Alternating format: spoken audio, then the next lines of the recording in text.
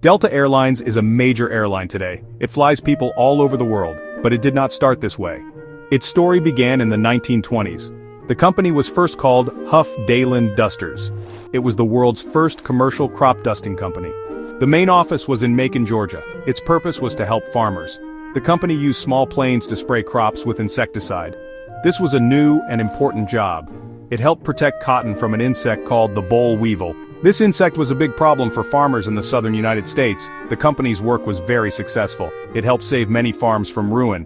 The founder, C.E. Woolman, saw a bigger future for the company. He was a smart leader with a lot of vision. He believed that airplanes could do more than just dust crops. He thought they could also carry people.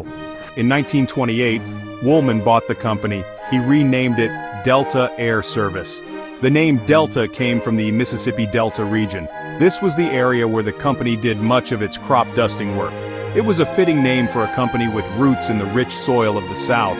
The first planes were very small and simple. They were not built for comfort. They were built for work. The pilots were brave and skilled. They flew in open cockpits close to the ground. This early work was dangerous but important.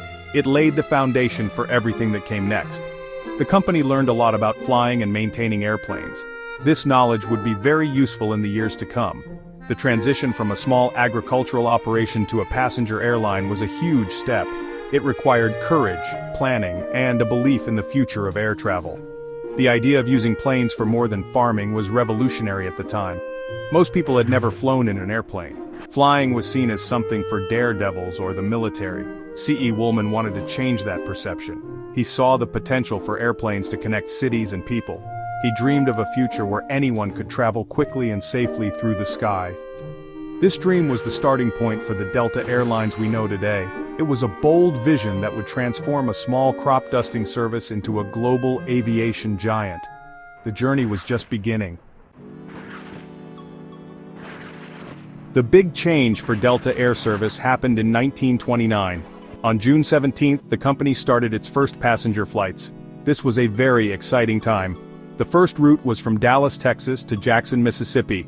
It made stops in Shreveport and Monroe, Louisiana. The journey was not like flying today. The airplane was a Travel Air S6000B. It was a small plane. It could only carry 5 passengers and 1 pilot. The flight was a new experience for everyone on board.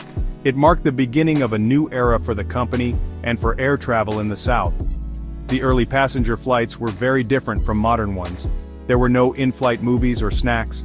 The cabins were not pressurized, so the planes had to fly at lower altitudes. The ride could be bumpy and noisy. Passengers often dressed up for the occasion, as flying was a special event. Despite the lack of comforts, people were thrilled by the speed of air travel. A journey that took many hours by train could now be completed in just a few hours. This convenience was the main reason people chose to fly. Delta was helping to make the world feel a little smaller. C.E. Woolman's focus was always on safety and reliability. He knew that to build trust with the public, Delta had to be dependable. He made sure the planes were well maintained. He hired the best pilots he could find. This commitment to quality helped Delta build a good reputation. People started to see flying as a safe and practical way to travel. The company slowly added more routes and more planes. It was a careful and steady process. Each new city added to the network was a step towards a bigger future. The airline was growing 1 flight at a time. The Great Depression was a difficult time for many businesses. However, Delta managed to survive. In 1930, the company lost its airmail contract, which was a major source of income. To stay in business, it had to stop passenger flights and go back to crop dusting for a while. But Woolman did not give up. In 1934, Delta won a new airmail route. This allowed the company to start passenger services again. This time the company was officially named Delta Airlines. This resilience showed the strength and determination that would define Delta for many years to come. After World War II, air travel became much more popular. Delta was ready for this new age. The company began to grow quickly. It bought new and bigger airplanes like the Douglas DC-6 and DC-7. These planes could fly farther and carry more passengers. This allowed Delta to expand its routes beyond the southern United States. It started flying to cities in the Midwest and the Caribbean. This was an important period of expansion. Delta was no longer just a regional airline. It was becoming a national name in aviation. The company was connecting more people and places than ever before.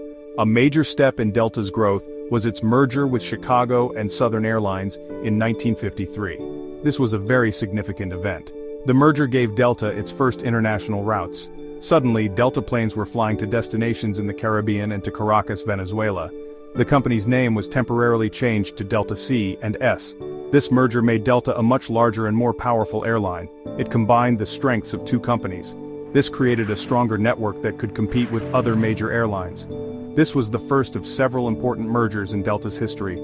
The jet age arrived in the late 1950s and it changed everything. In 1959, Delta became the first airline to fly the Douglas DC-8 jet. Jets were much faster and smoother than the older propeller planes. They could fly higher and farther. This new technology made long-distance travel much easier and more comfortable for passengers. Delta continued to invest in new technology.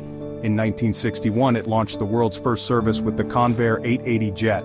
Delta was a leader in adopting these new, faster aircraft. This helped it stay ahead of the competition and offer better service to its customers. The airline industry faced many challenges over the decades. The Airline Deregulation Act of 1978 changed all the rules. Airlines could now set their own routes and fares. This led to intense competition. Some airlines went out of business. Delta managed this new environment well. It continued to grow by buying other airlines. In 1972, it merged with Northeast Airlines, which strengthened its presence in the northeastern United States. In 1987, it acquired Western Airlines, creating a major hub in Salt Lake City. These mergers helped Delta build the powerful nationwide network it has today. The late 20th century and early 21st century brought more growth and more challenges. In 1991, Delta achieved a major goal. It purchased most of Pan Am's transatlantic routes. This was a huge move. Suddenly, Delta was a major player in the European market. This acquisition transformed Delta into a truly global airline. It now flew to cities all over Europe, connecting them to its vast network in the United States. This was a proud moment for the company. It had come a long way from its crop dusting days. The Pan Am deal cemented its status as a world leader in aviation. However, the early 2000s were a very difficult time for the entire airline industry. The September 11, 2001 attacks had a devastating impact on air travel. People were afraid to fly. Rising fuel costs also created financial problems for all airlines. Like many of its competitors, Delta faced serious financial trouble. In 2005, the company had to file for bankruptcy protection. It was a challenging period, but the company worked hard to restructure and become stronger. It focused on becoming more efficient and improving its customer service. The employees worked together to save the airline. A key moment in its recovery was the merger with Northwest Airlines in 2008. This was a massive undertaking. It created one of the largest airlines in the world. The merger combined the strengths of both companies.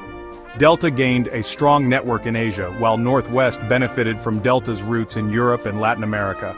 The integration was complex, but it was handled smoothly. The new, larger Delta emerged from this period as a stronger and more competitive global force.